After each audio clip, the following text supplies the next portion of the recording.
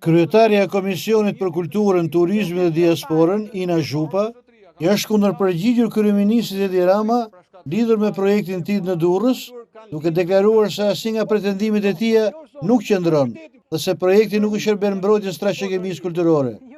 Zhupa thekson se ligji për trashëgiminë kulturore, të cilit Rama i referohet si bazë për ndërhyrjen, është hartuar dhe sponsorizuar nga vetë AADF në vitin 2016, duke bërë të papranueshme përdorimin e tij si justifikim për projektin, duke cituar fjalët e kryeministit lidhur me ndërhyrjen shtetërore në zonën e trashëgimisë kulturore.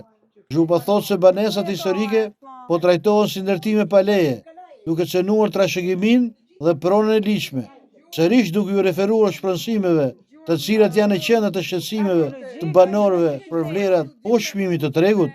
Zhupa thotë se pronat janë larg amfiteatrit dhe nuk lidhen me monumentin.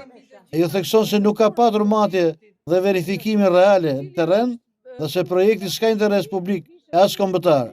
Në fund, deputetja Zhupa bën thirrje për pezullimin e projektit aktual dhe hartimin e një tjetri që mund të ruajë trashëgiminë kulturore.